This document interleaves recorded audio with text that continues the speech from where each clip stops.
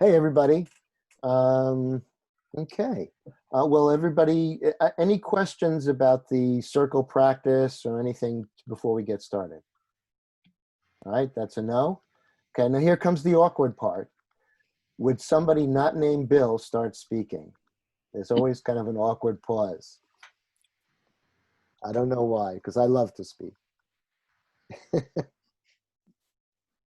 Here we go. Are there only 4 people in our group?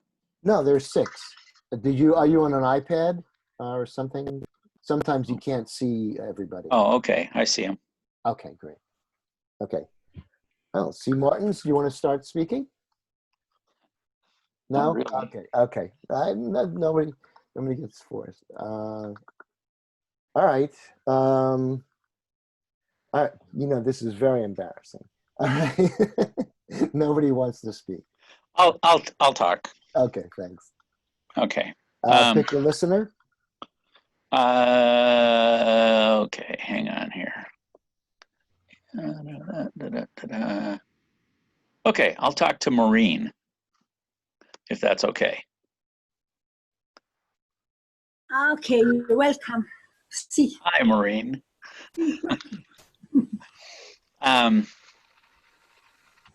Okay, so we're talking about the 4th demand issue. And do you have any experience with the XRUS? So, okay. Can I ask that question, or? Well, just to, it's you speaking. It's not a normal conversation. Okay. It does seem weird.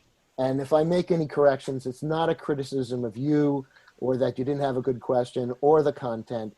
It's just that this is a different practice. So I'm just trying to give you it's as much about listening and the feeling of that as it is about the content. So just kind of like go with it, stop, get the reflection, and then you'll kind of see. And I think something's happening that's not quite describable. Okay. Thank you. All right. So anyhow, I initially heard about XR, spent a little time kind of fumbling around looking for a local chapter, found one in Salt Lake City, and attended one of their meetings. And I muttered something under my breath that was apparently not appropriate concerning their 4th demand, which is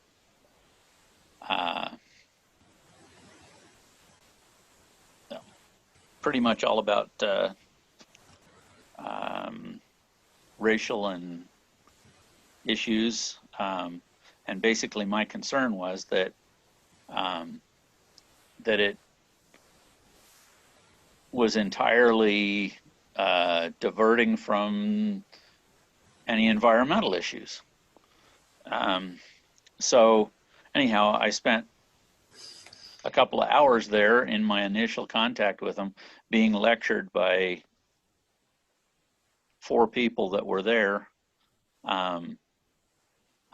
basically telling me that because I was white and because I was old and because I was male, that I was not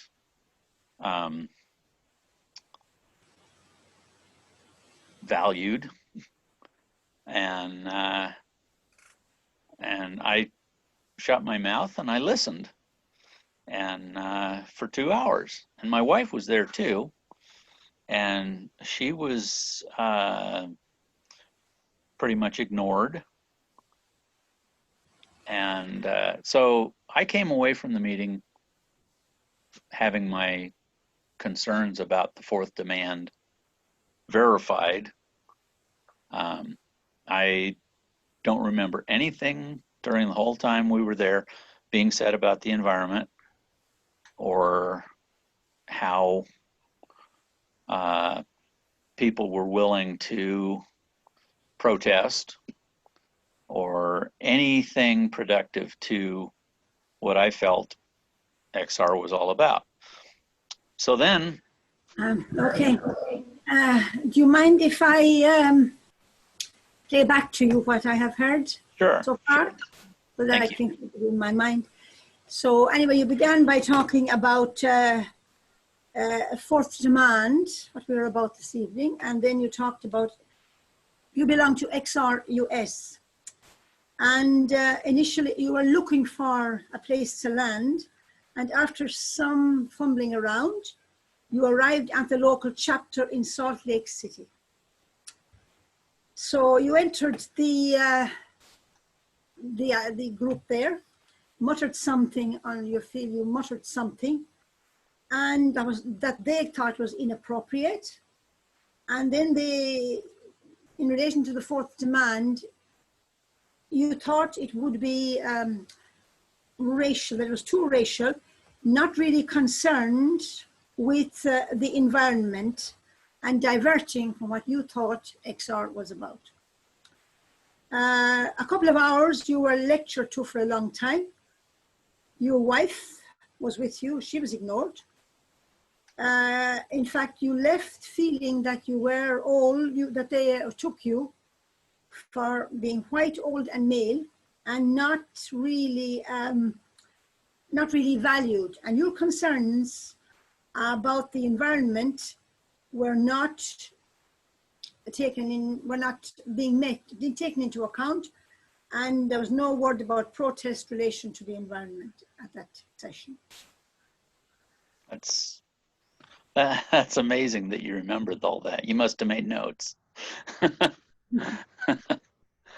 Yeah, so anyhow, I'm with XR America. I've found that people are open to the environmental demands, the environmental focus, and instead of being distracted. So I'm pretty happy with, and I haven't been in this very long, not really enough to land anywhere. So, you know, I'm still trying to find my way. But so far, it seems like XR America has been very open to being focused, and it gives me the impression that it's going to be a more productive relationship. So, Okay. and I'm pretty much done talking. Yes. So you're saying that you are contented enough now with XR America. It's open group, environmental focus. So you're happy there, even though you're only there a short time. But that group is focused and picks up your concerns. Thank you. I feel heard. Thank you very much. Thank you. I would like to speak to Andy, if I may. That's fine, yeah. Andy, yes. So, what have I been doing? I have been, for the last 2 days, listening to a novel on my computer. And the novel is The Plague by Albert Camus, a French writer. So I just listen to it while I relax on my bed and move around. And I am listening to it for 2 days, and I don't know why I'm still listening to it. I'll pause there. So for the past 2 days, you've been listening to a novel online through your computer, which is The Plague by Albert Camus. And you sort of lie on your bed and you move around, and after 2 days, you're still listening and you're not quite sure why. I suppose I'm amazed at how well, around 1945, I suppose it was published, how somebody at that time could describe so well exactly what we are living through today. But he did have, I suppose, at the back of his mind somewhere, the Spanish flu, which killed millions of people. I'll stop there. So one thing that's really extraordinary about this novel, it was written around 1945, but it's just wonderful how Camus manages to describe exactly what is happening today. And I'm kind of wondering why, and I'm thinking, well, partly in the back of his mind, he had the Spanish flu, which was, I guess, raging at that time. Now, I haven't reached the second part of the book yet, but it poses the question then for me about this present COVID experience, COVID-19, which we are putting the whole of the world almost into lockdown, except isolated communities. It has managed to do that to a world which is highly technical. So coming up to the present, I'm thinking about the COVID-19 situation and how this virus has put the whole world into a lockdown. And at the same time, we're in a very high technology situation. And one of the good things I have understood from what the consequences of this lockdown has been environmental regeneration. And it's also making some people question whether or not we can do something to change behavior when we come out of it. So environmental regeneration is one of the consequences of the lockdown. And so it's causing some people to wonder whether we actually should change the way we live as we come out of the lockdown. So I would want to be involved in a campaign for not business as usual. So I want to be involved in a campaign against business as usual. Yes. But I have my fears. But I'm afraid of something. And I think that, in fact, it would probably have to last about 3 years. We'd probably need 3 years of this lockdown before we'd be able to get into the mentality which we have developed around the use of the creation. So my fear is that we haven't really had long enough for people to come to terms with actually really changing our lifestyle according to the way it's been during lockdown. We're hardwired now for consumption and economic growth. Yeah, so we're really fixated on consumption and economic growth as a culture, as a society. I thank you very much. I feel heard. Okay. So I think I'd like to request Sarah to listen to me, please. Is it okay? Okay. I don't really have a strong, I'm not very totally clear about the fourth demand, whether I'm for or against it, but I'm clear about one thing, that you can't, is that me, that pinging? I don't know. Oh, maybe it's, 1 second. Second. maybe it's, 1 second. oh yes, okay, let's I come stopped. back. I stopped your time, and then you'll have a full time. Okay, right. So one thing I'm very clear about is that you can't isolate the environmental crisis from the total crisis. And I think what Maureen said sort of shows that the COVID-19 is actually got a lot in common with the environmental crisis as follows. First of all, it's a global issue. So everybody in the world is affected together. Secondly, it's coming from nature in the sense that it's, you know, it came from another population, perhaps bats or whatever, even if humans disrupted the natural sort of order and brought it about. So maybe I'll pause. So you're reflecting on what Maureen shared, and she had some concerns about how the environmental movement and COVID, and you also emphasized that the environmental and COVID, you can't isolate them from each other. And she also mentioned we can't be going on business as usual. And so you're actually reflecting on these connections. Yeah, also it's made us feel very vulnerable, and the climate emergency makes us feel vulnerable, and also we're afraid of dying, and one of the fears around climate is mass extinction, so this is playing also into our fear of death. Yeah. So you're sharing some very, your concerns regarding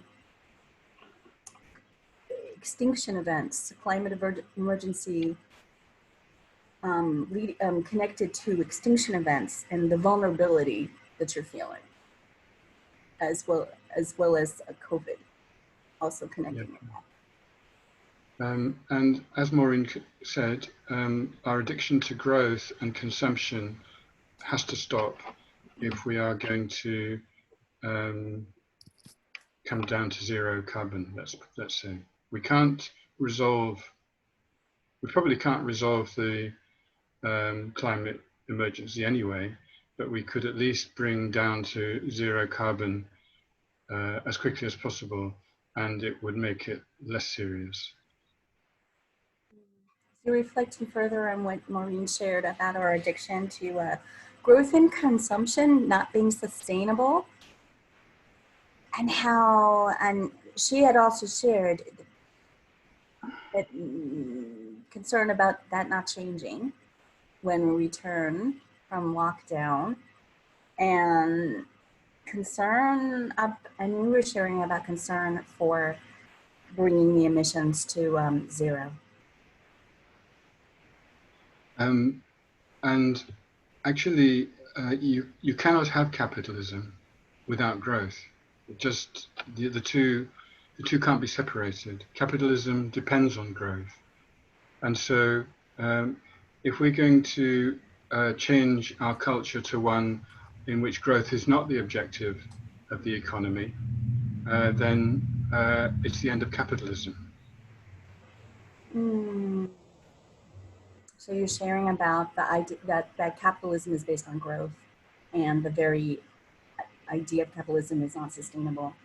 And if we want to prevent the mass extinction event, we might have to let go of capitalism.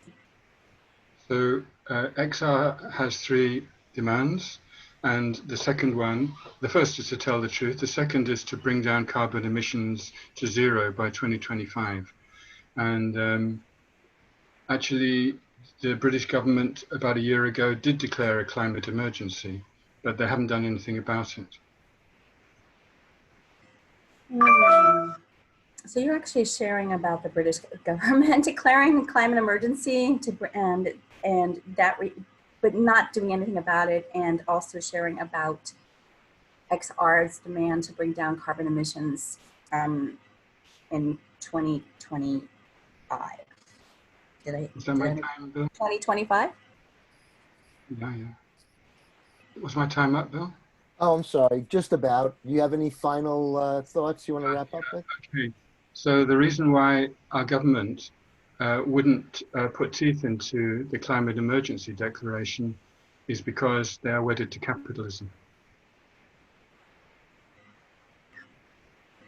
Yeah. So you're sharing about your government not following through on their pledge to their constituents because of being having vested interests with industry.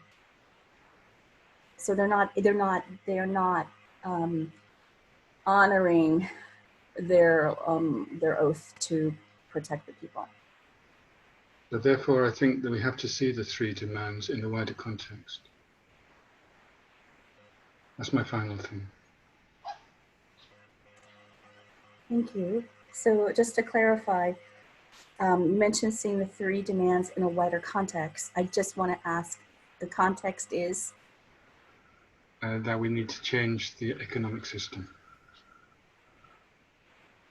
Okay, thanks very much, Sarah. I felt that you really heard me. Thank you. Thank you so very much. Bill? Listening. Okay, wow, I'm just really honored to be able to hear everyone share about the concerns about, you know, the mass extinction and getting down our carbon emissions. And also, I'm relating about the capitalism, the unchecked, unfettered capitalism. I'm also relating to government being in bed with industry. Okay. So once you kind of express your appreciation for everybody talking about this subject, and you feel honored, and you wanted to talk about the government being embedded with capitalism, and I missed one thing, one other thing. What was that? So the government actually being in bed with industry, because they rely on them for, I mean, the government and also the media. Oh, in the media, in bed with industry. Gotcha. Okay. Mm-hmm. And that's, I'm really, so I wanted to add, I'm so glad that XR, you know, has these demands.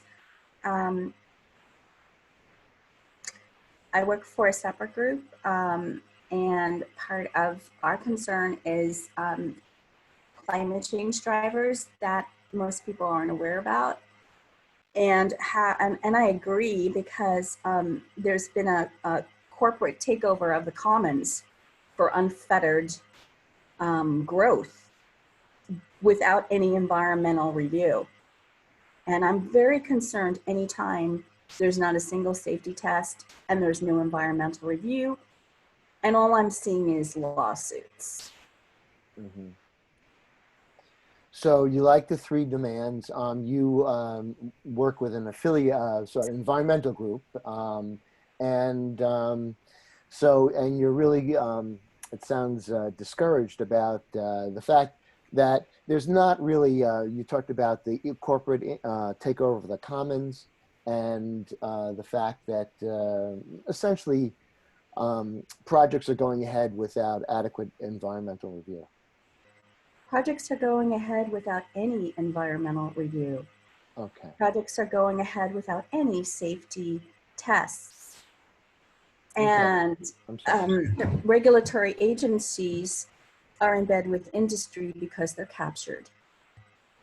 Okay, so you really wanted to emphasize there are no environmental, it's not even like a little something. And that it's totally, there's an unholy alliance between industry and media and groups and a whole bunch of things. And I really feel that media should be held accountable for their industry ties. Mm-hmm. And I think that every government official should be held accountable for their financial investments. Okay. So you feel that a way to deal with that is that media should be held accountable, for their bias towards industry and also their connections, and that each government official should be responsible and held responsible for their actions or lack thereof. Right. I think that I feel really strongly about this. I know I know that there's something called NEPA in the United States, which you have to follow. There was a lawsuit because you have to follow environmental review. You have to. But most public officials don't realize that. They actually go along with industry.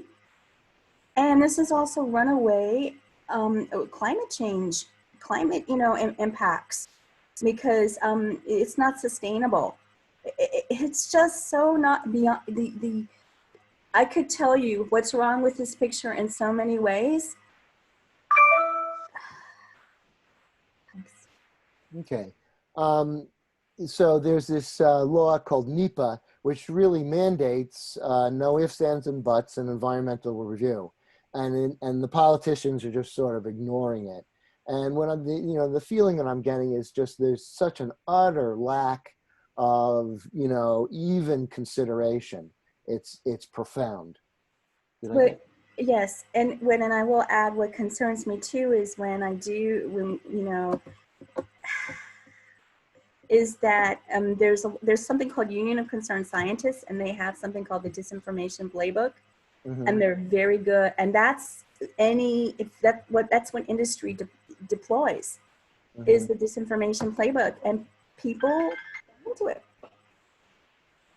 Right. So you were talking about the Union of Concerned Scientists, and they have something, the Disinformation Playbook, which talks, I assume, about how industry spins information, and it's very frustrating. It's and then did I miss anything there at the end? Okay. I feel really good. Okay, great. Thank you so much. All right, Sarah. All right, Katie, will you listen to me?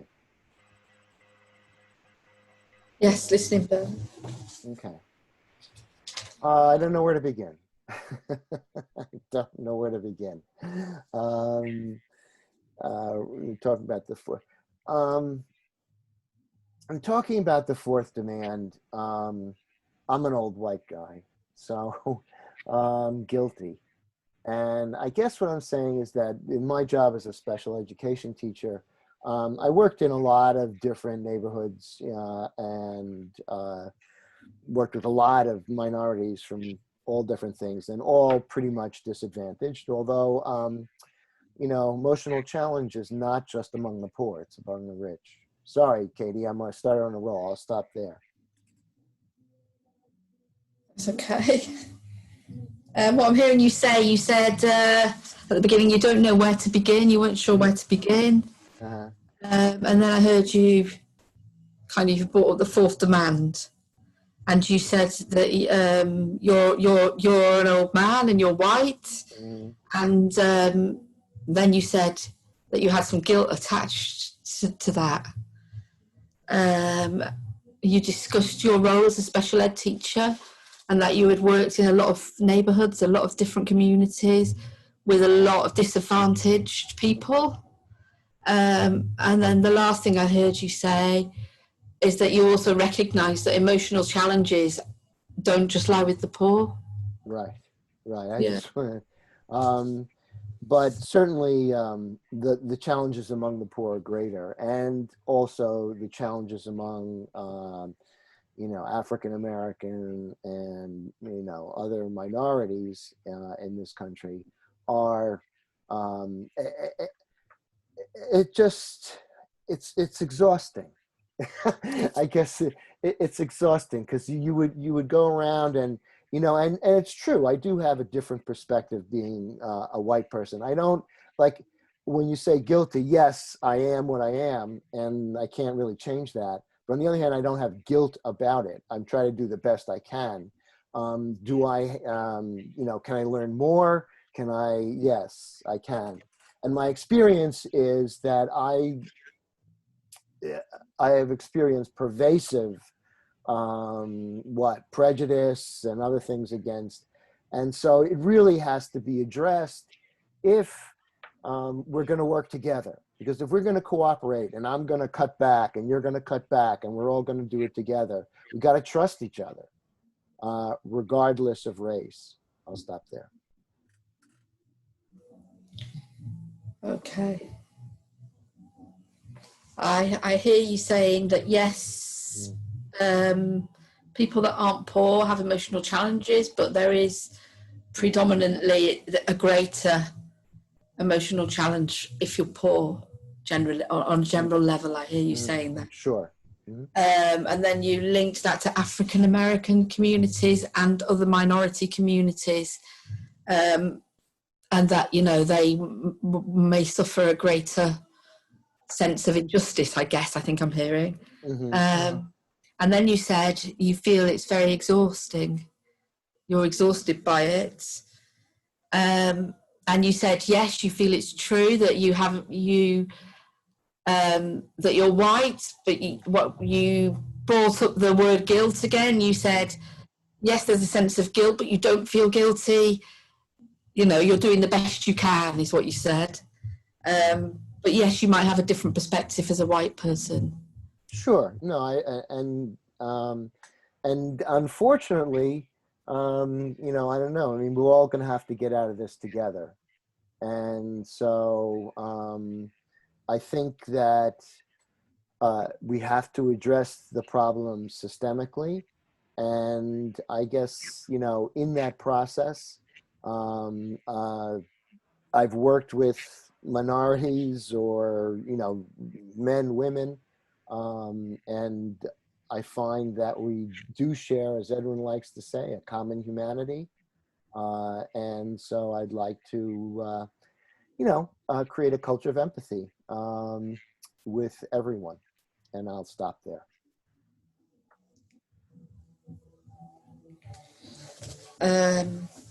Yeah, I hear you saying, yeah, it's unfortunate. I think, I'm not going to say that actually, because you didn't say that. But you said we need to do this together. If this is going to work and we're going to make change, it has to be, we have to unite it. We have to do this together, regardless of what part of society we've come from or what experience we've had. To address the problem systemically, it's a systemic problem, I hear you saying. Yeah. And then you said you've worked with minorities, with men, with women, and what you feel is that we all share a common humanity. And for you, you feel the answer is empathic culture. Thank you, Katie. I feel very heard. Thank you. Andy, could I speak to you, please? Yeah, sure. Go ahead. Yeah. Thank you. I'm still thinking what I'm going to say, as always.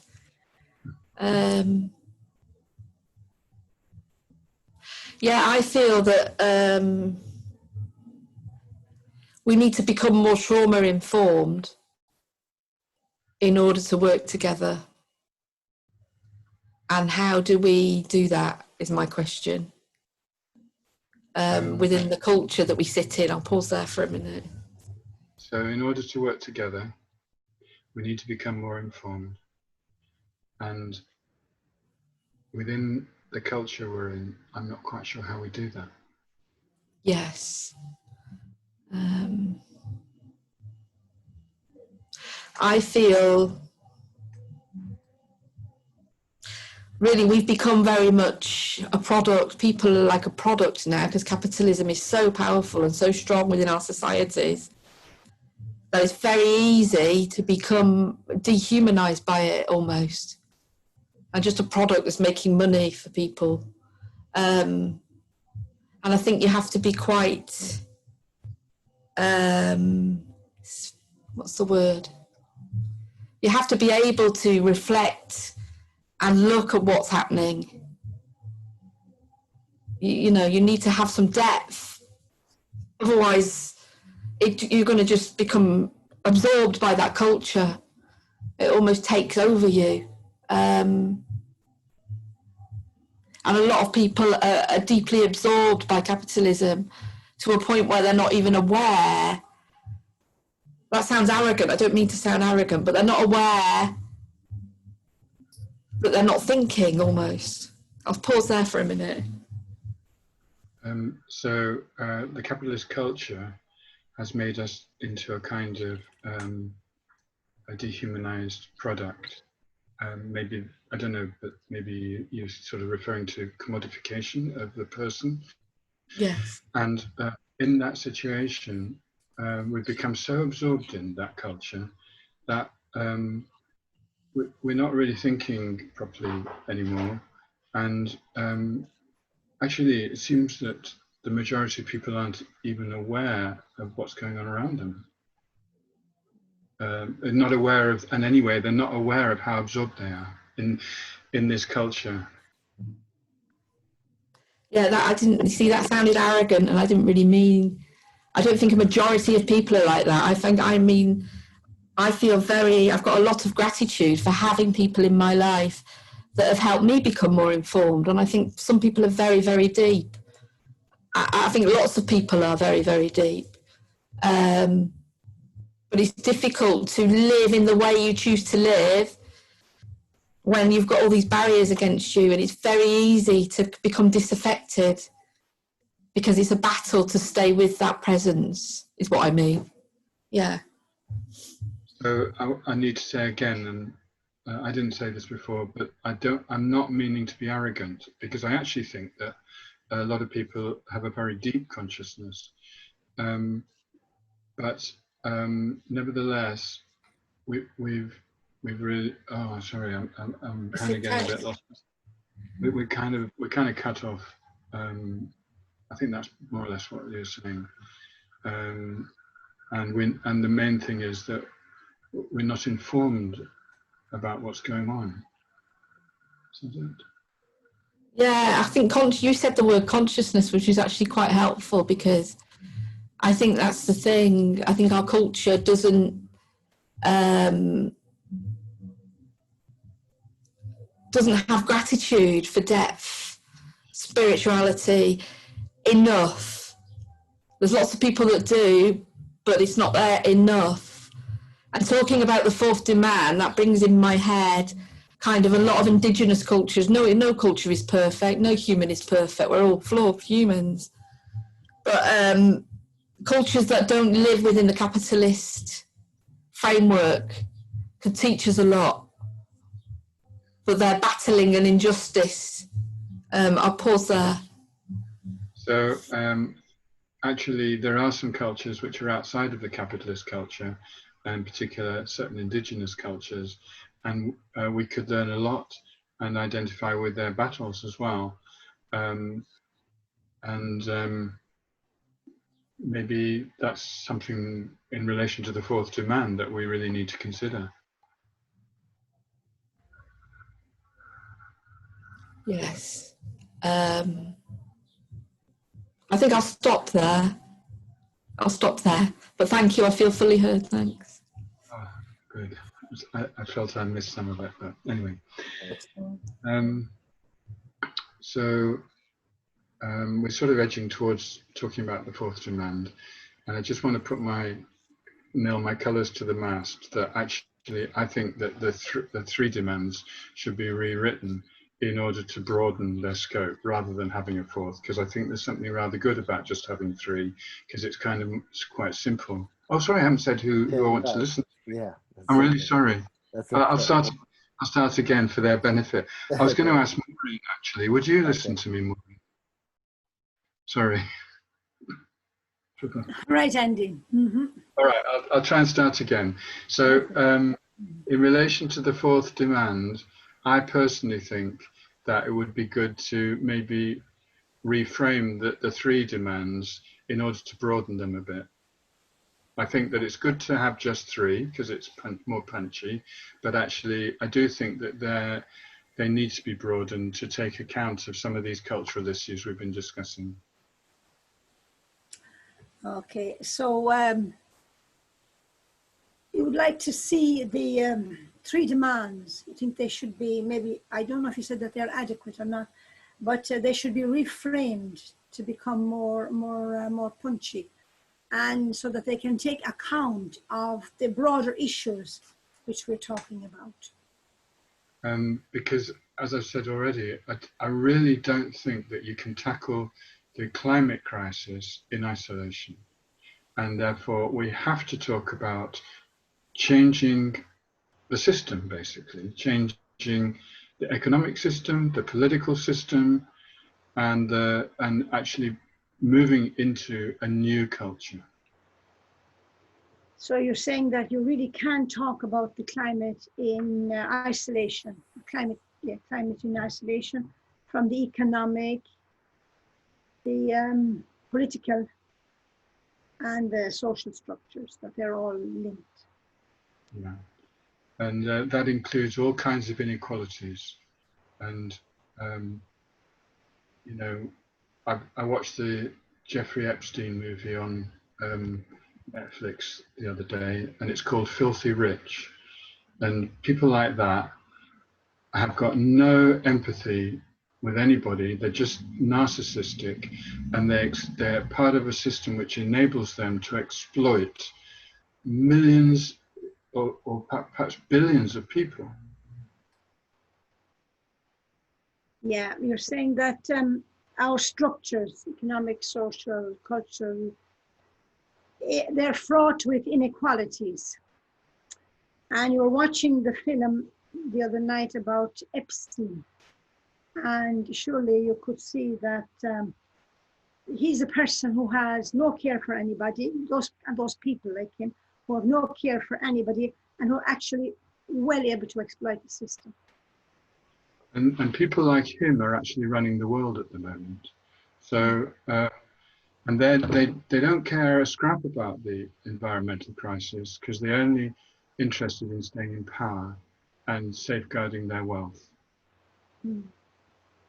Yeah, so you think that people like the Epstein are the ones who are actually running the world, and the only thing they care about is their power and holding on to their wealth.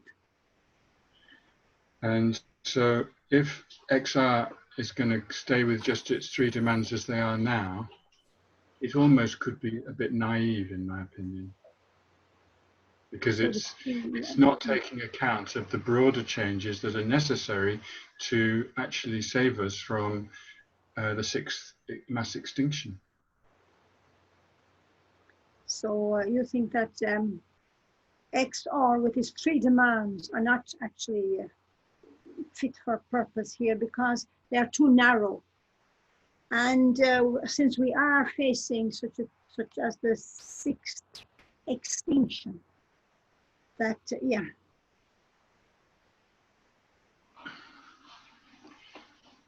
So I think that we need to embrace this need to transform society, and I think there's a process underway, which is that the present structures are actually in a process of collapse. I think that the coronavirus pandemic has helped to show that. Yeah. So you're saying that really we need to transform society, and that change is underway with the virus. The coronavirus has set that trend in motion. We've got a new campaign in XR in the UK called Trust the People, and it's about community democracy, and that's definitely part of XR here anyway. And I think that that's a very good movement alongside the rebellion, which is going to take place at the end of next month. Yeah, so you're saying that you've got a new movement now in the United Kingdom, Trust the People, and that is community democracy, linked into community democracy, or it's the same movement. And then there is added that Extinction Rebellion, which will be taking off the end of next month. Yeah, Trust the People is part of XR. It's not separate from XR. It's like XR has got both a community democracy aspect and also a non-violent direct action aspect, and I think these two are complementary. Oh yes, so you're saying that Trust the People and community democracy are in fact a part of XR, along with non-violent action. And these two are complementary, and if we work on both fronts, I think we'll have a much better result than if we just go and protest outside the government departments. So you think that working with that framework will bring better results than just protesting in front of the House of Commons? And I think what Bill said implies that we need to bring everybody with us, and that includes many disadvantaged communities. I think we've got to be open and honest about that with ourselves. Yeah, and then as Bill said, we've got to bring along with us the disadvantaged communities, and there we have to be honest with ourselves. And this is also a global issue. You know, most of us in this meeting as far as I can tell, are from fairly wealthy countries in the north. And we can't resolve the climate crisis just in our part of the world. Yes, and this is a global issue. And then you're saying that as far as you can see, those of us at the meeting room are from the wealthy countries of the north, and we can't solve the global issue. Not alone. We can maybe we're taking a lead in a certain way, but we've got to take account of the needs of all different cultures of the world. Maybe we are taking a lead, but we must take account of all other cultures in the world. The problem is global, and the solution must be global. So for you, then you're saying the problem is global and the solution should be global. Thank you very much, Maureen. I felt you heard me. Thank you. Thank you too, Andy. Is Sarah there? I talked to Sarah if you are there. I am. Oh. I am sorry. I was moving my computer. That's all right. Fabulous. Yeah. Thank you. I have been, during this lockdown, I call it lockdown period, I have been impressed by the activities of XR UK.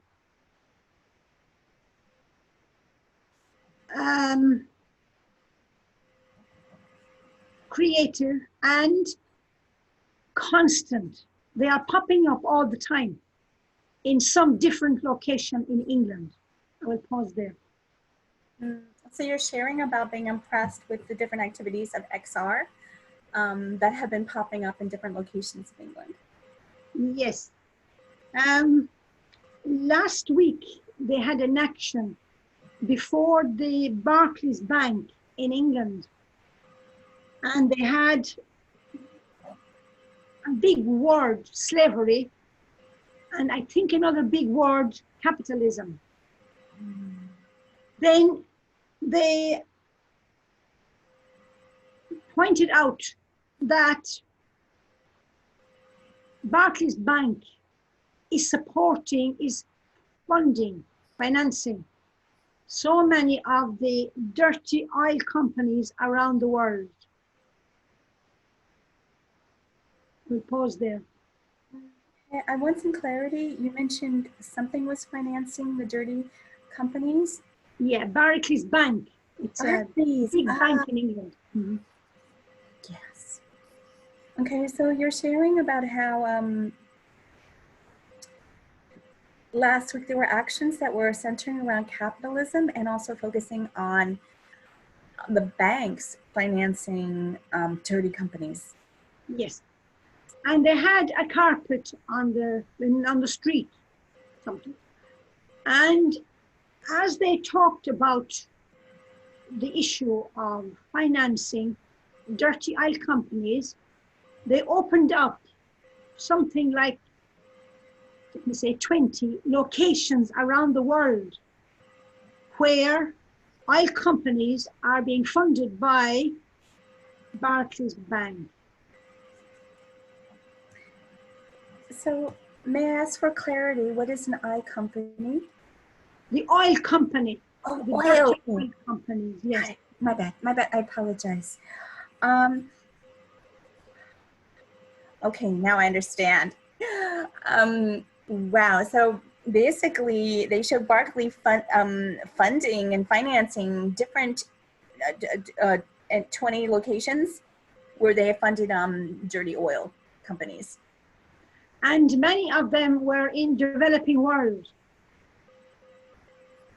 Can you repeat that?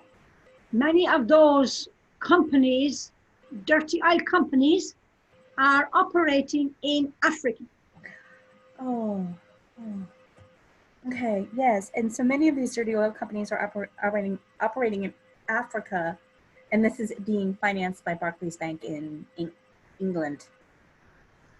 And then they pointed out that those oil companies are degrading the environment and making slaves of the people, the local indigenous people, tribal people who live in those areas. So you're sharing about the Bank of England, an exploitation practice that the Bank of England is supporting, which is supporting corporations, they're the oil companies that are doing their work by exploiting the people and also embarking in slavery and it's basically not fair trade practices. Yes, it's destructive of the environment. And when the environment is degraded, then the people are going to be poor.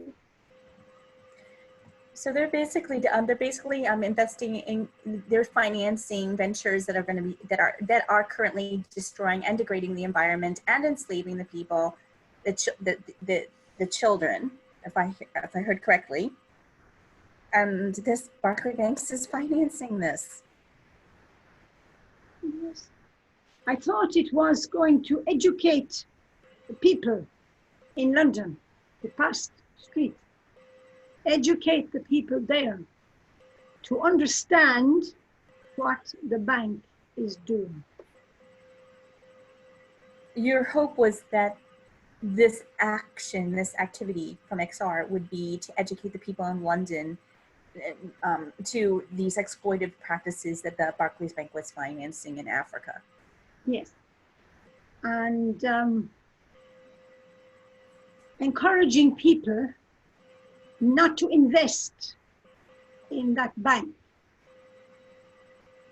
The goal was to not invest and to boycott that bank. Yes, not invest in that bank. And I think it was Sarah who mentioned law cases, court cases. So XR in England, again, were faced with a court case during the week, a lawsuit, because they are blocking the speed train from London to Birmingham. And they are protecting very old trees there. May I ask for clarity? They're protecting, I'm sorry, my speaker must not be good. They're protecting many old trees, which will be knocked down if this speed train is going to be built. Okay. So there's, if I understand correctly, there's a court case and there's a lawsuit and it's over concerns. There's been a controversy over the fact that in order to put a speed train there, they have not looked at environmental impacts or protection of the ancient tree forest in England. Yes, and the people who went to protect the trees are being taken to court for obstructing this development.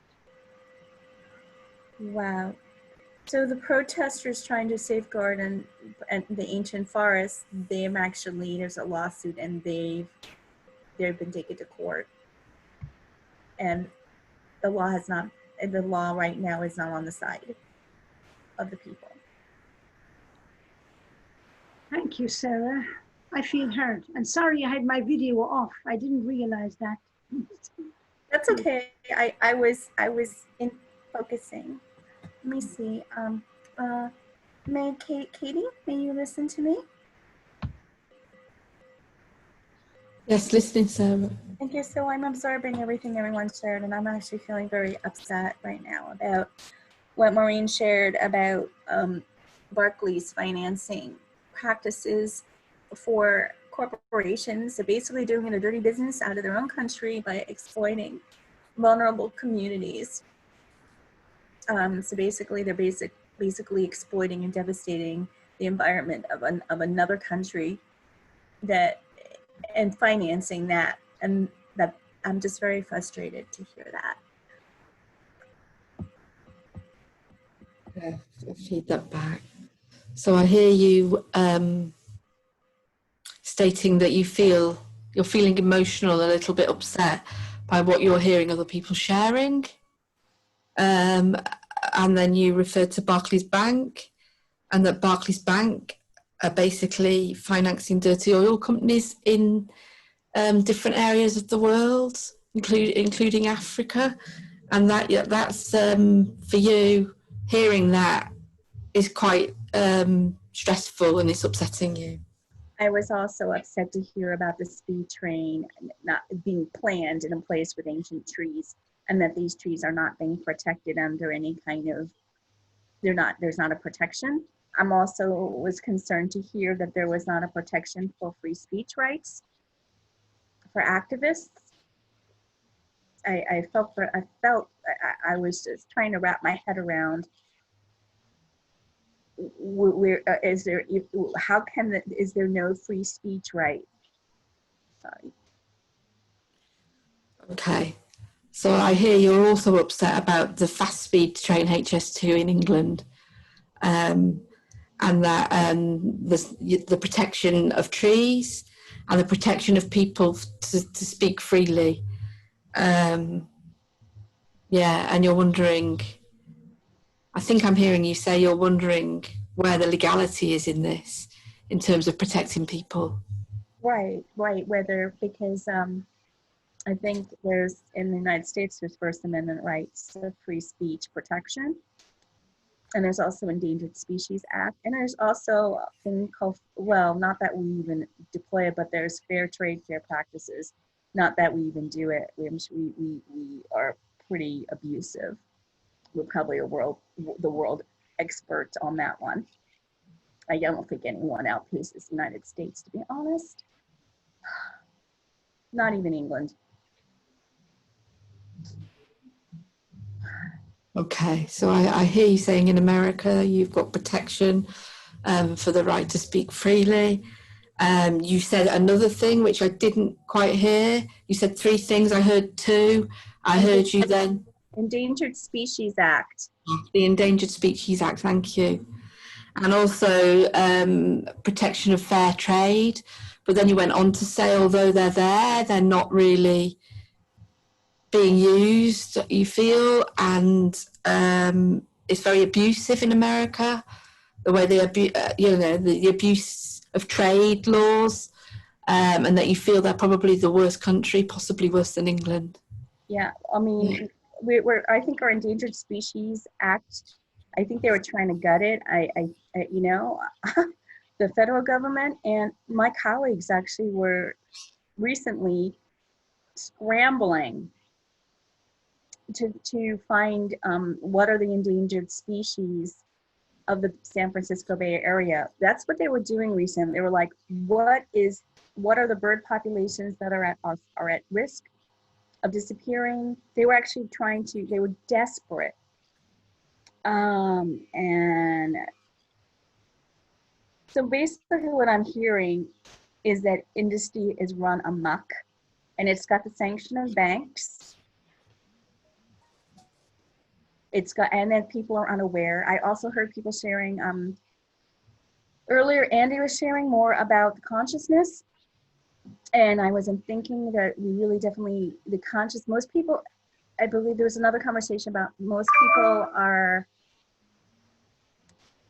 so caught up by capitalism and so absorbed by this that they are so overwhelmed, there's no capacity to step outside the known world, and nor do they see the impact of their decisions. Like, for example, I'm sorry, I'll pause. Okay. So I hear you began by bringing up again the Endangered Species Act, and that you feel that the federal government are basically gutting it. And you talked about some of your colleagues really fighting for endangered species and trying to work out which ones are at the greatest risk of extinction. and this is quite traumatizing, it's quite upsetting for people, and you described them as desperate at times. You then said you feel that industry runs amok, basically, and you talked about the banks industry, and you then said the word consciousness, and you discussed that you feel that people are so absorbed by a capitalist culture that they've got no capacity to deal with change. I think is what you mean, and I'll stop there. Yeah, I went in my in my partnerships when I try to do outreach. There's only one. There's often a singularity of focus, and that is, how can we get this one particular issue and this one particular product and this one particular need met, without looking at a systemic whole. They're like, there's a singular. I work with educators. There's a singularity of focus, and I'm like, wait. What about environmental impacts? What about this impact? And they're just like, it's like a cognitive dissonance tune out. Literally. And I'm like, how the heck do I reach? I'm like, please, the educators are doing something, they want to promote something that's, I warned them, I said, don't do business with this company. They're environmentally unsafe and you will harm the children. It's untested. There are other options to get your needs met. And yet there's no callback. There's no, what does it take? Does it take the hardcore evidence of wait for the harm? Is that what is, sorry, I'm so frustrated. Sorry. My time is up. Okay, I'll feedback what I just heard. I'm just writing your last bit. You talked about your role and that you and your colleagues do outreach work, I think I'm hearing. And then you say often what comes up is, how can we get one need met? You called it a singularity. Singularity of focus. Singularity of focus, yes. And you said you work with educators and you feel some frustration, and you called it cognitive dissonance. And that you cannot, I think what I'm hearing you say is that you can't separate things, everything's relative, so therefore the singularity of focus, I think what I'm hearing you say is that doesn't work because everything's interconnected. You didn't say that, but I think that's what you meant. And I hear you saying that you feel they're going with companies that are not environmentally safe, not ethical, and then you said it harms the children. You said there's no callback, and what's it going to take? And you said, do we have to wait for the harm? I just would say I'm worried. I'm very worried about a particular company, and I think it's dangerous. This company's dangerous, and I'm scared the educators of this one city are going to go with that company. They have other options, and they are not taking what I shared seriously. So we're like, and so we're scared they'll have to wait and see what happens. And then they're putting lives at risk. So I hear you saying you're very worried about one particular company, and that the educators are going to go with that company, and it's going to basically cause some trauma and put lives at risk. And you're extremely frustrated about that. Yeah. Thank you. Thank you. Okay. Maureen, would you listen to me, please? Oh, yes, Katie. Thank you. Yes, it was interesting hearing you talk about HS2, because I find that really upsetting. There's so many good people out there trying to hold the trees, you know. I only saw a friend last night, an XR friend, and she was in a field for 4 hours on her own in one of the HS2 sites, and then eventually arrested. And she was talking through the trauma of her arrest, I guess. It's just awful. It's awful. But I'll pause there for a minute. Yeah, so you're saying that when I mentioned the HS2, you find that very, very upsetting. There are so many good people there, out there, trying to hold on to the good the trees. And then you had a friend you were talking to last night who had been arrested even there. And she was sharing with you the whole trauma around her arrest. Yes. Chris Packham is an environmental activist and a TV presenter. He presents Springwatch in England. He's also autistic, and he talks a lot about autism and his experiences. He's just an amazing person in terms of how he talks very openly about the things that traumatize him. And he's gone to judicial review over HS2. And we're now awaiting the outcome of whether that's going to happen or not. He wants a judicial review, and the courts are now considering it. He was there on Wednesday.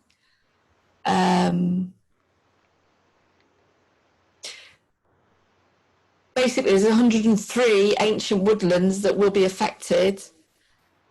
They're just basically, they're ploughing down they're ploughing down the UK's Amazon, if you like. They're just ploughing it down. And we're watching it every day. We can see it on the videos, these trees just coming down. It's just horrendous. It's horrendous. It's just unbelievable. It's absolutely unbelievable. I'll pause there for a minute. Yes, so you're saying, you talked about Chris Peckham. He works on, he's a TV, Springwatch TV, and he's autistic. And he talks so openly about issues and how he's affected by everything. He's a very strong environmentalist, and he has looked for a judicial review. He was in court last Wednesday, and we are waiting to see if he will get this judicial review. Then, in fact, there are 103 woodlands to be affected by all of this. And it's actually, this is the Amazon of the United Kingdom. And it's distressing watching it regularly on the media to see the trees coming down like that. Yes, so watch it regularly on social media. On the mainstream media, we're not getting that message across. The mainstream media sells HS2 as an electric train, which is good for the environment. And I think a lot of people are thinking that this is the true narrative. And actually underneath that narrative, what's going on is absolutely horrific. It's about lining people's pockets. We don't need a train. We've already got a train from London into Birmingham. It takes half an hour. It will add half an hour's speed to the journey that's already there. And it will take, I think it's 100 and something years before it becomes sustainable as a project environmentally. There's absolutely no need for it whatsoever.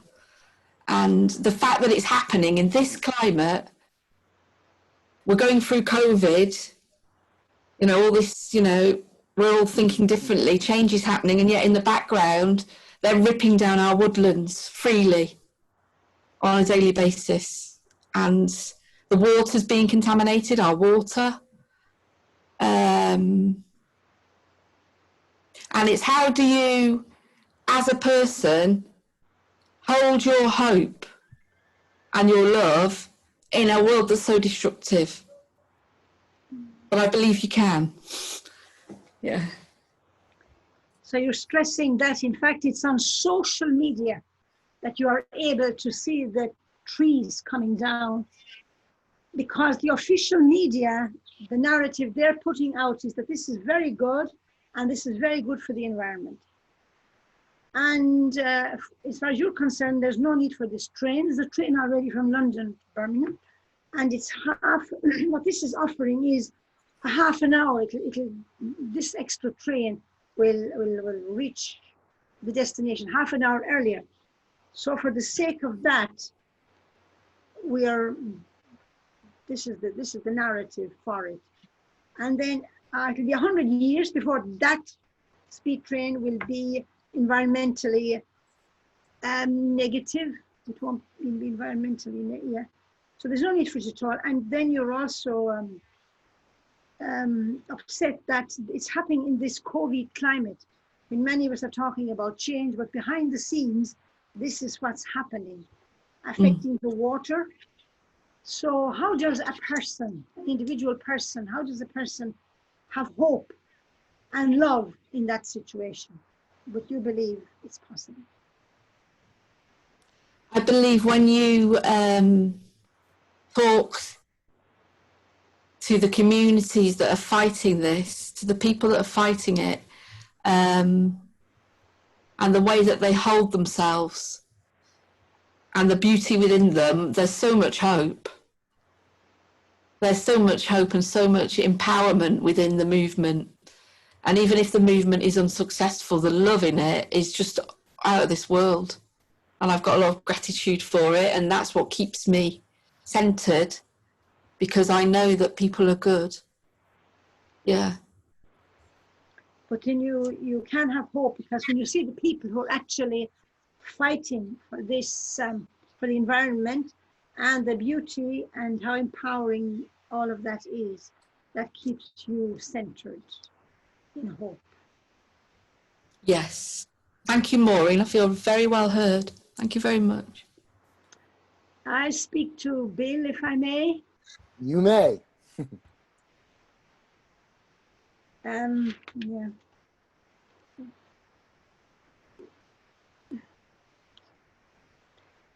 Somebody mentioned earlier on that I think it's the lack of consciousness and the lack of awareness that there's such a lack of awareness among so many people.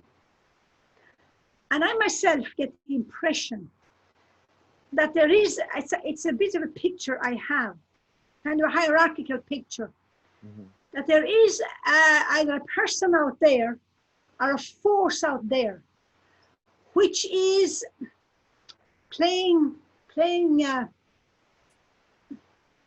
judo with those figures that you see in Punch and Judy shows, you know, that they're kind of playing Punch and Judy with the rest of us.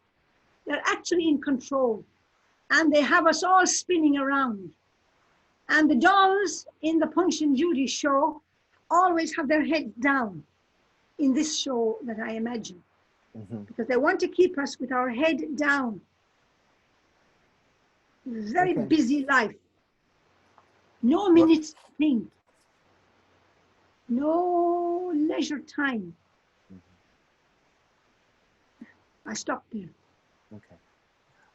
So you were talking about the lack of awareness, and you were saying that this seems to be a contributing factor, which is sort of like there's a thing out there, hierarchy or whatever, and essentially facts and other things and experiences are spun so that everybody is busy all the time and everybody can't think.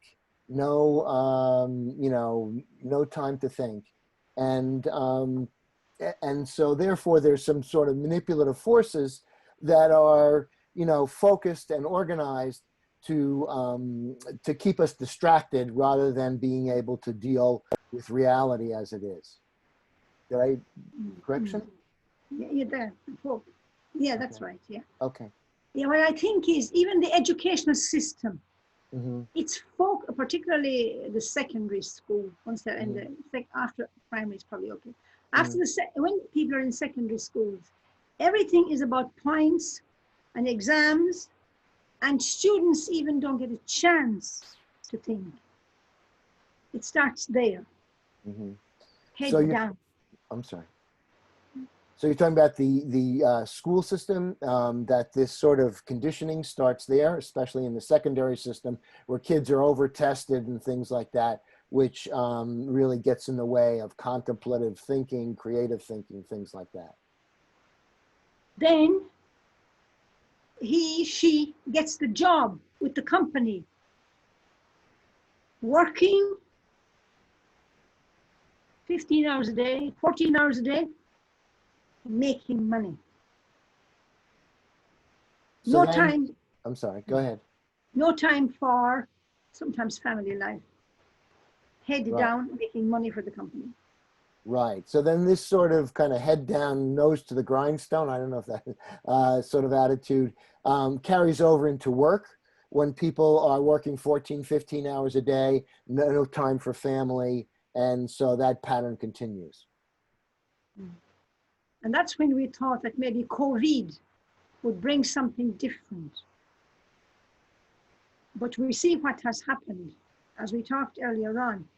Behind the scenes, the companies are taking the opportunity when the rest of us are in lockdown to destroy the environment. HS2, for example. HS2, okay. So you think there was a possibility with COVID and the massive people changing their behaviors that there could be something new happening. But what you find is that companies are using that while the rest of us are in lockdown to despoil the environment, H2, I believe. And so therefore, things aren't getting better. And back to business as usual is what the big companies want. And back to business as usual is what the big companies want. That's their agenda. But one thing has happened in Ireland, and that is more people are growing their own food and eating it.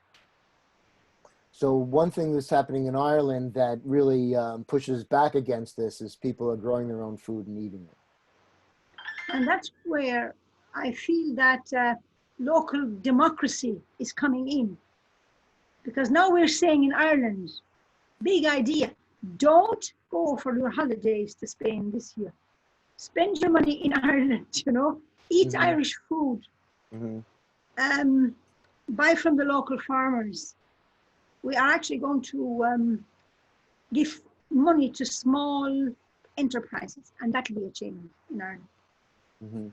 So you're hopeful about the local governments and local action, and especially in Ireland, growing your own food, not going on holiday, staying in Ireland, buying locally, and sustaining and empowering local people. Okay. Is it time?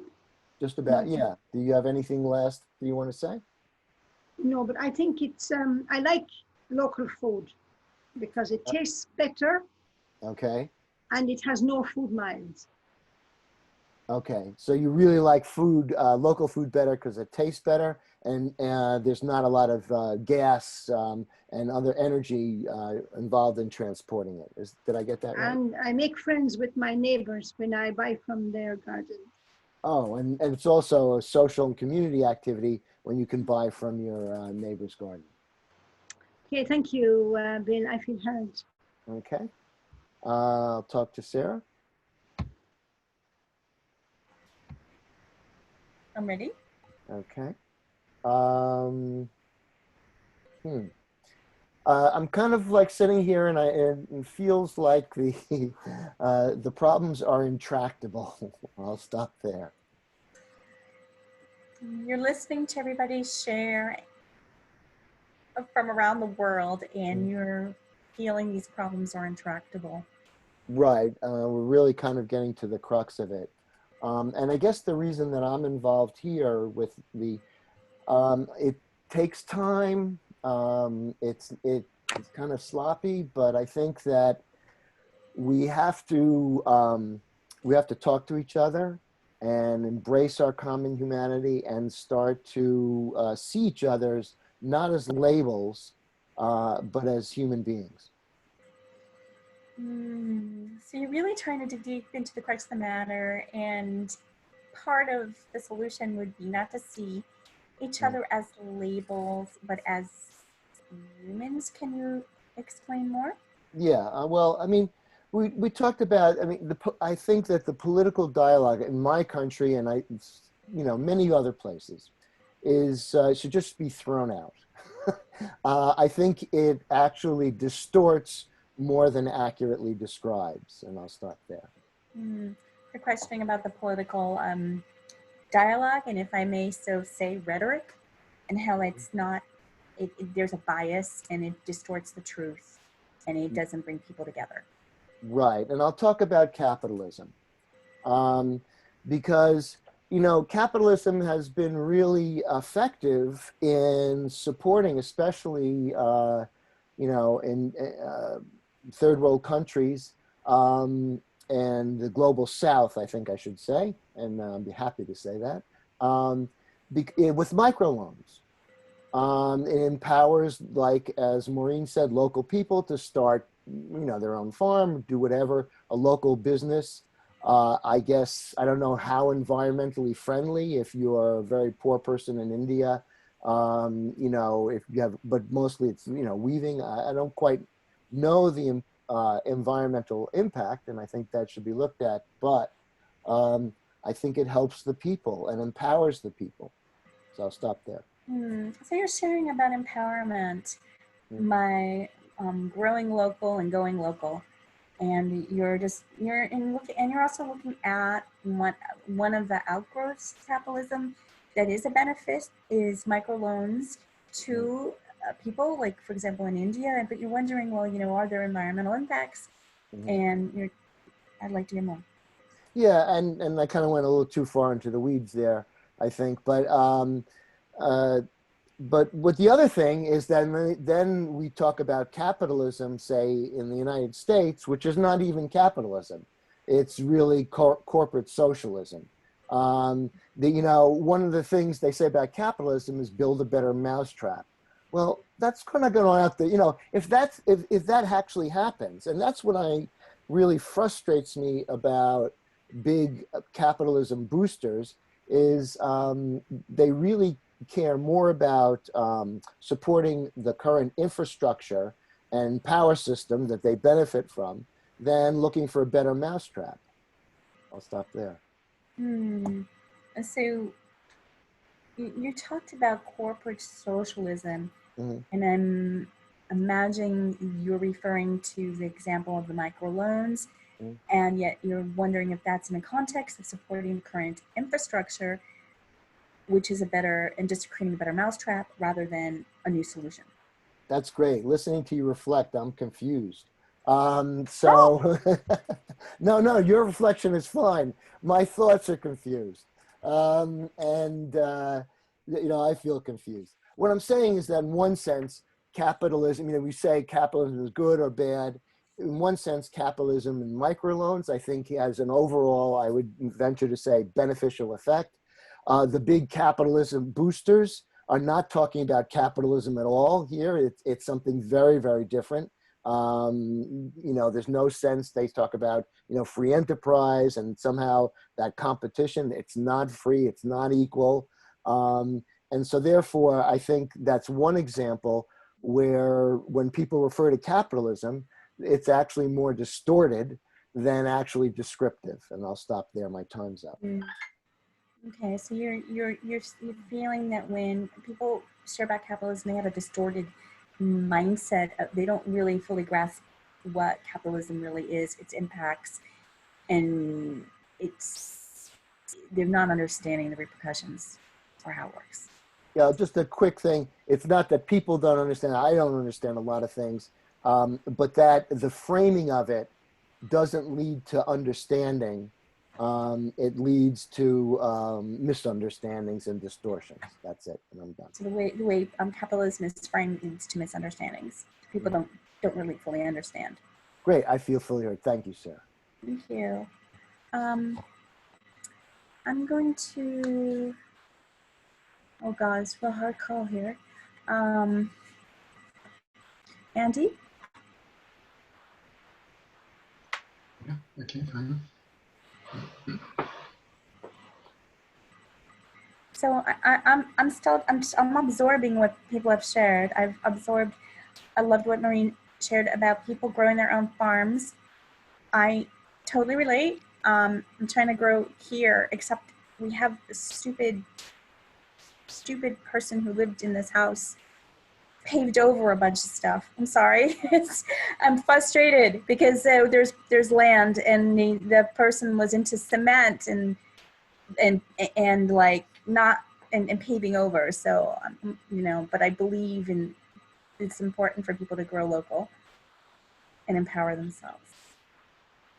So I liked what Maureen said about growing food locally, consuming locally, and I'd like to do that here, but unfortunately somebody in my house has paved over quite a lot of the land where I was going to grow some food. Yeah, well, I have parts of my land that I can grow things. It's just that where I would have liked to have put a greenhouse, there's some stupid structure, that's all. And it's paved over. So I'm actually wanting just to do a lot more than just a simple garden. So actually, I do have some land where I can grow, but I also wanted to build a greenhouse, and that's what's being obstructed. Yeah, I wanted to also share a little bit about, I was concerned about what Katie spoke about the trees. And to the point, I was really it just bothered me so much that I apologize. I'll be honest and transparent. I went online right after just to see what the heck is going on. And I don't usually do that, but I was just like, I got to just see, what is this thing? What is this high-speed train? What's going on? And I saw all these articles about trees throughout England being fell down. And then it took me to this freaking Facebook page. And they said that city councils are just saying, oh, we don't want to spend money on upkeep of trees. But they felt that they were like, there was a big question about why are they chopping down all these trees throughout England? And it even said around the train zone, that high-speed train, that it's not just for a train, there's another reason. So I was so drawn by what Maureen was saying about the HS2 that actually I went online to check it out, and I found a Facebook page and so forth, and I found out that they are chopping down a lot of trees for the train, but they're also maybe doing it for another reason. Yeah, I saw on a Facebook page, it was called the Fresnel zone, that their additional trees are being felled because of a Fresnel zone, and that's because they're chopping down mature and healthy trees that do not need to be chopped down, because the UK, just like the United States and other countries, are choosing to go with a technology that is easily blocked by trees, as opposed to going with the old technology that doesn't matter. Can I just check with you? Did you say the Fresnel zone? I'm not quite sure what that is. Could you? I've never heard of it before. Okay. Fresnel, and it's basically this idea that there's a space in air that the new technologies, you need that space to be unobstructed, this Fresnel zone. Otherwise, you can't get, the new technology has problems. Right. So It has problems. So what I gathered from this Facebook site is that it's not just the train; it's also this thing called the Fresnel zone, which whereby you have to create space for certain new technologies to work, and for that you need to chop down healthy old trees. And I'm just wondering why we can't just stay with the old technologies where we don't need to do that. Exactly. I mean, this actually was something addressed by Sierra Club in Washington, D.C., because they were very upset about the harming of the tree canopy for this very reason. This was addressed by the Sierra Club, which is one of the most largest environmental organizations in the United States, and they testified due of this deep concern of the chopping down trees. I do not feel this is necessary. I feel very strongly not to deploy a technology that is so problematic that it has to destroy, chop down trees, destroy habitats. I can't wrap my head around this. So the same sort of thing happened in the US, around DC, I think you said, where they're destroying the tree canopy in order to facilitate these technologies. And the Sierra Club, which is a very large environmental organization in the US, they protested about it. And I can't get my head around why people are doing that. Right. Although I can't get my head around it because I know the responses I get when I post things basically is, I love my high-speed internet. And I'm like, you can get it. Just, you can still get your lightning fast high-speed internet, just in a safe way. So yeah, I can get my head around it in the sense that when I put things on the social media, the responses I get are from people who say, yeah, but I really love my high-speed internet. And that's why I don't mind them chopping down the trees. And I'm just saying to them, well, you can still have your high-speed internet. They don't need to chop down the trees for that. Exactly. And I can't believe the pushback I get when I post. I mean, so basically, I cannot. Yeah. So I actually was concerned about what's happening in the UK, and I think that trees, they help with the air pollution. That's what one article said. If there's an industrial community, it helps combat air pollution. And I can only imagine there are ancient forests that are so old. I just would love it if, I'm wondering what the recourse is. What are the legal recourses and what can people do? So yeah, I'm going back into my distress about what's happening in the UK. That these ancient woodlands are being torn down, and I mean, what I'm just wondering is, what on earth can we do about it? I want to do something about it. I really want to do something about it. Is my time up? I can't tell. Yeah, I'm sorry. Yeah. Thank you. Thank you so much. Finely crafted sign. Yes. I feel very hurt. Thank you so much, Andy. Okay. So I would like to request Katie to reflect back for me. Thank you. Is that okay? Yes, I'm listening, Andy. Cool. So I think trees are a very important focus for many of our concerns. They sequester carbon, among other things, but also they kind of represent the very nature of Mother Earth that in our hearts we want to protect. That's it. Yeah. Okay, so I hear you saying that you feel that trees are a very important focus. That the first thing is that they sequester carbon, and that's really important. But for you, they represent the nature of Mother Earth. That's what I'm hearing you say. There has been quite a lot of, I suppose we call it doom and gloom during this empathy circle. So I kind of feel I need to connect with what I feel is positive as to kind of counteract that a little bit. And yeah, there's something in Mother Nature which is very positive, and Mother Nature is definitely going to win in this struggle with our industrial growth society. So in that respect, I feel quite optimistic. That's it. Okay, I hear you saying You feel there's been quite a lot of doom and gloom within our empathy circle, and that because of that you feel a need to think about something in a positive manner and to counteract that energy, I guess. And then you said that Mother Earth basically is going to win against an industrial growth society. Mother Earth will win, and there's a sense of optimism for you in that. And moreover, within the human being, of every single human being, there is a good heart.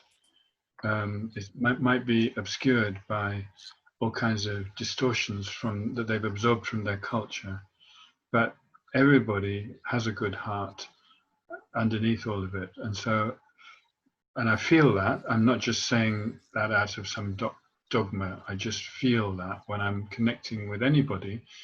And so that also gives me cause for optimism. Okay. I hear you saying that every human that walks the earth is basically good.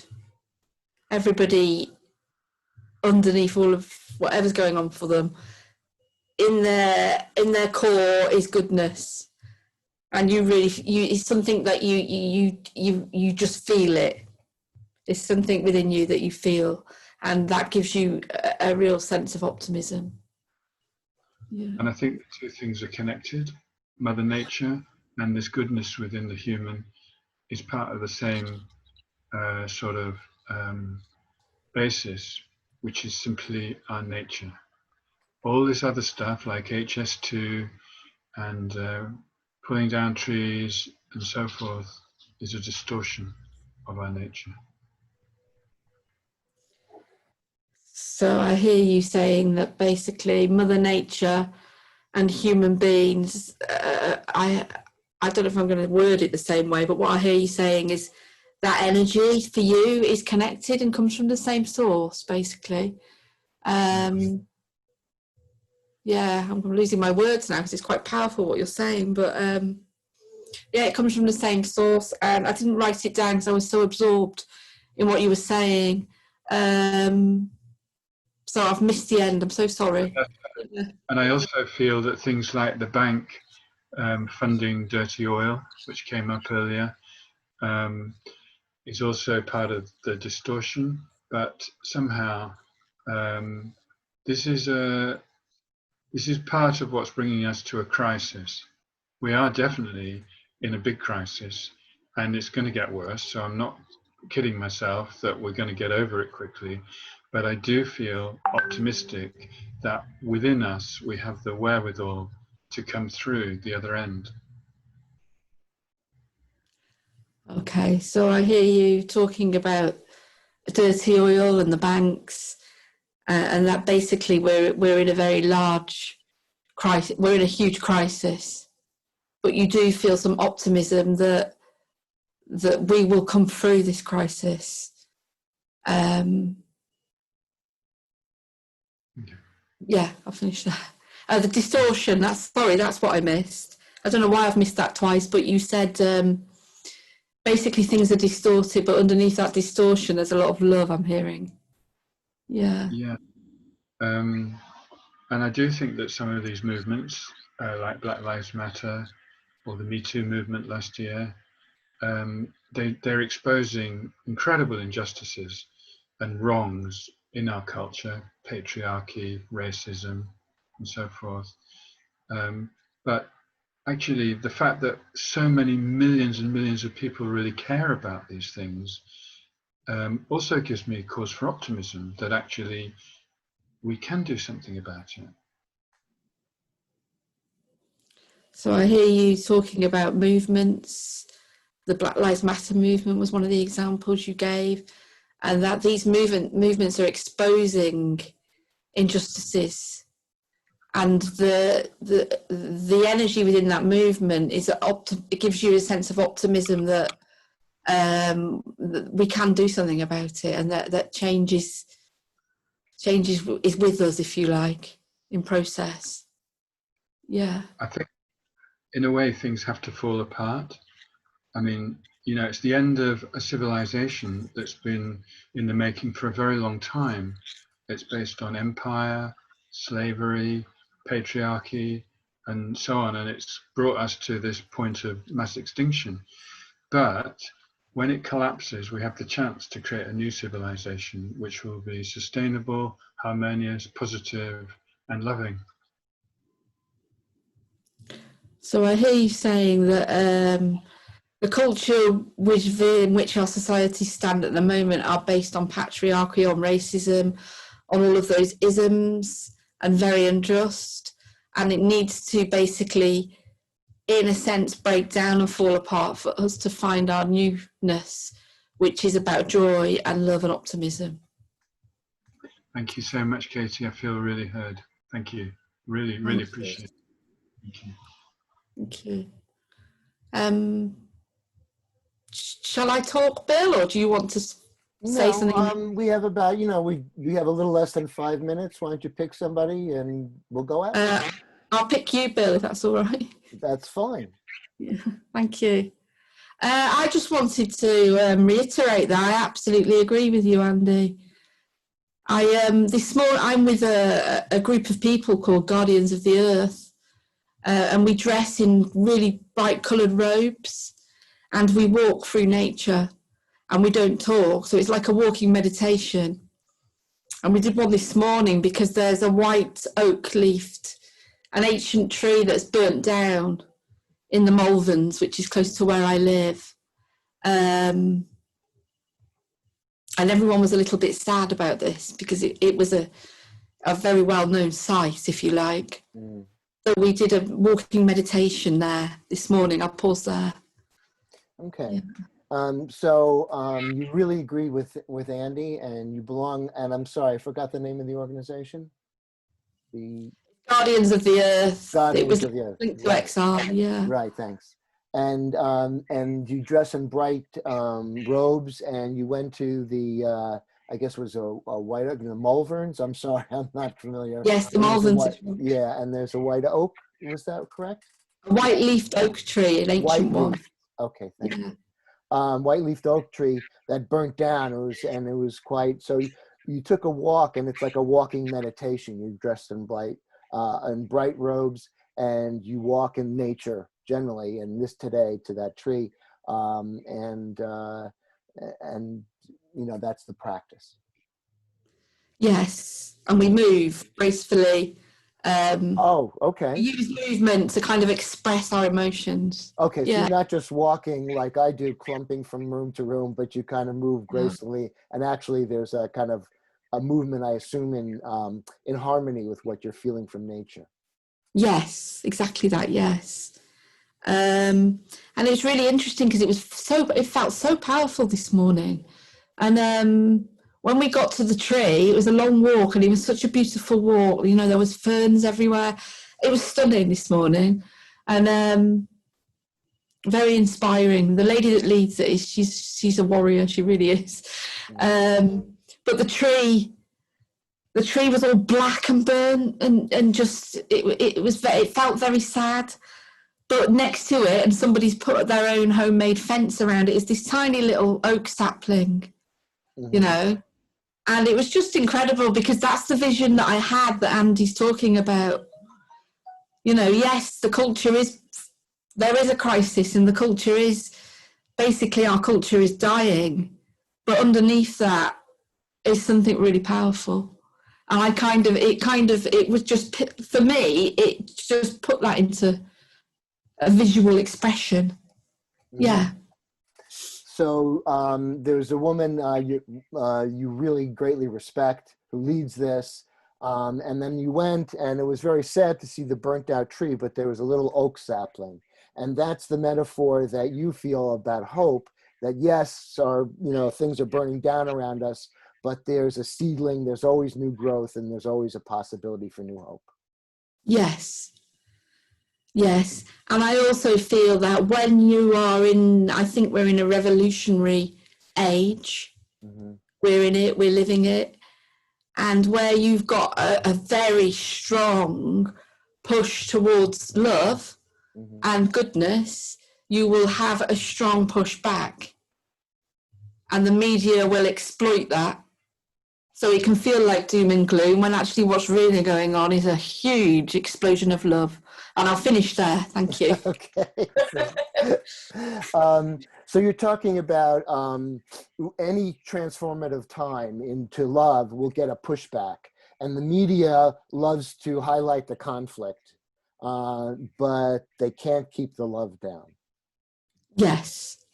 Thank you, Bill. Thank you. I've officially heard. Thanks. Thanks, everybody. See you in the main session. See you soon.